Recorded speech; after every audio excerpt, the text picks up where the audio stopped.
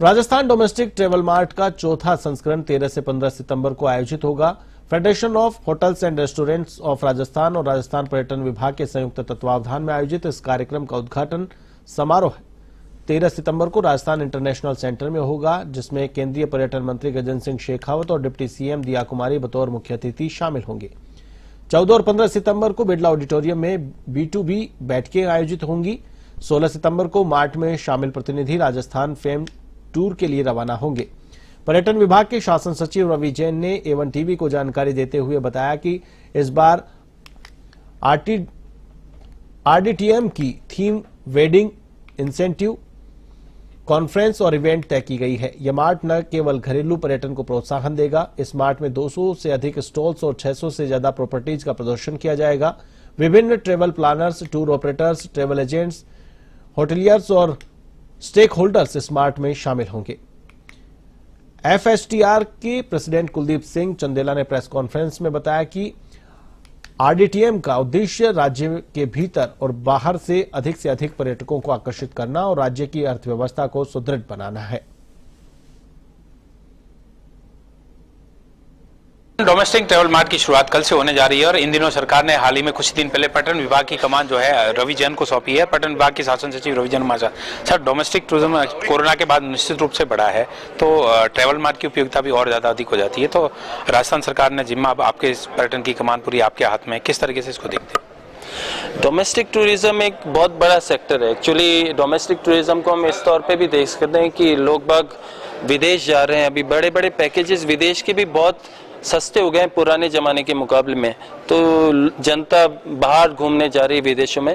लेकिन उन सबको हमको आकर्षित करने की बहुत आवश्यकता है डोमेस्टिक टूरिज्म को, कि लोग यहाँ पर भारत पहले देखें, भारत की संस्कृति देखें, राजस्थान को देखें, यहाँ पर पहले पूरा एक्सप्लोर कर लें, उसके बाद में सोचें कहीं बाहर जाने की। हम अपना देश तो देखते नहीं, बाहर जाते हैं। तो ये डोमेस्टिक ट्रेवल मार्ट के माध्यम से हम सभी भारत के खासतौर से टूरिस्ट को ये आग्रह करेंगे, उनको इस तरह से बताया जाएगा राजस्थान के संस्कृति के बारे में, परिवेश के बारे में, और राजस्थान में हम जो मॉन्यूमेंट्स पर जो सुविधाएं, जो होटल्स में सुविधाएं देंगे उसके बारे में उनको बताएंगे, सो दैट के जो टूर ऑपरेटर्स हैं, जो कोई तमिलनाडु का टूर ऑपरेटर है, महाराष्ट्र का है, किसी कहीं और का टूर ऑपरेटर है, वो अपने यहाँ से जनता को लेकर आएगा, बड़े बड़े टूर्स बनाएगा, लॉन्गर ड्यूरेशन के टूर्स बनाएगा।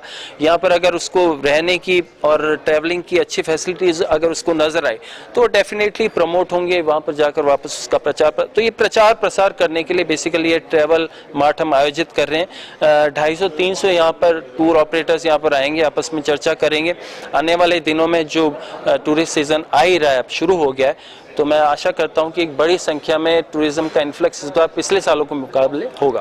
वेडिंग डेस्टिनेशन के रूप में राजस्थान उभरा है, आने वाले समय पर्यटन इसको और अधिक बढ़ावा देने के लिए क्या प्रयास किया जाएगा? वेडिंग डेस्टिनेशन राजस्थान ऑलरेडी है, और आने वाले समय में जो होटल्स वगैरह हैं, बहुत सारे जो इवन नए होटल्स भी खुल रहे हैं या रिजॉर्ट्स वगैरह खुल रहे हैं, उनमें ऑलरेडी बुकिंग वेडिंग के लिए हो रही है। हम इसको एक तरह से वेडिंग की थीम के रूप में उभारने के लिए प्रचार प्रसार करेंगे कि क्यों आप राजस्थान में शादी करें, अपने नए जीवन की शुरुआत आप राजस्थान से क्यों करें।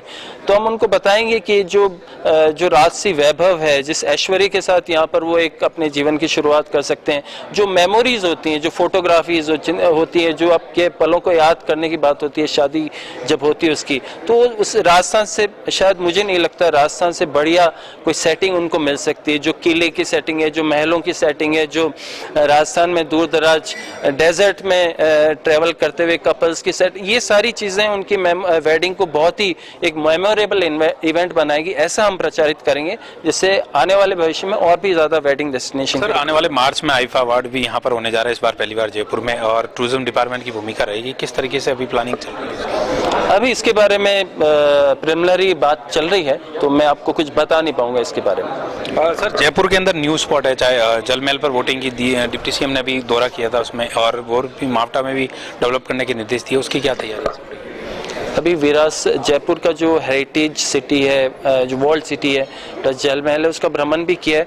कुछ सुविधाओं को इम्प्रूव करने की आवश्यकता है। बेसिक सुविधाओं को, जो बेसिक एमिनिटीज़ हैं या कुछ टूट फूट हो गई है, उसको पहले हम दुरुस्त करवाएंगे। लाइटिंग वहाँ की अच्छी करवाएंगे। वहाँ पर जो इतनी अच्छी झील है हमारे पास महासागर लेक, उसमें किस प्रकार से बोटिंग हो पाए, उसके लिए भी हम इरिगेशन विभाग से बात कर रहे हैं। कुछ लीगल एस्पेक्ट्स भी रहते हैं वहाँ के, तो वो भी हम दिखवा रहे हैं किस तरह से हम उनको दूर कर पाएँ। तो हमारे पास ऑलरेडी बहुत सारी इतनी अच्छी अच्छी चीज़ें हैं, ओनली ज़रूरत है उसको सही ढंग से मेंटेन करने की, भले वो सफाई को लेकर हो, अतिक्रमण को लेकर हो, और वहाँ पर जो दुकानदार या व्यावसायिक गतिविधियों से संबंध में हो। ट्रैवलिंग तब तक अच्छा एक्सपीरियंस नहीं बनती जब तक ये सारी चीज़ें दुरुस्त नहीं हो।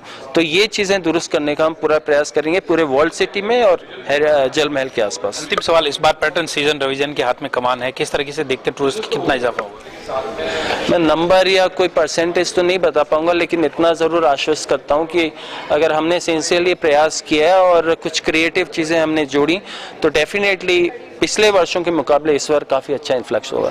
ये थे हमारे साथ पर्यटन विभाग के शासन सचिव रवि जैन, जिनका कहना है कि आने वाले दिनों में राजस्थान पर्यटन को बढ़ावा देने के लिए सरकार की तरफ से अनेक प्रयास किए जा रहे हैं और निश्चित रूप से उम्मीद कर रहे हैं कि इस बार पर्यटन सीजन में पर्यटकों की संख्या में भी इजाफा होगा। कैमरा पर्सन गिरिराज के साथ हनुमान सिंह चारण, A1 टीवी न्यूज, जयपुर।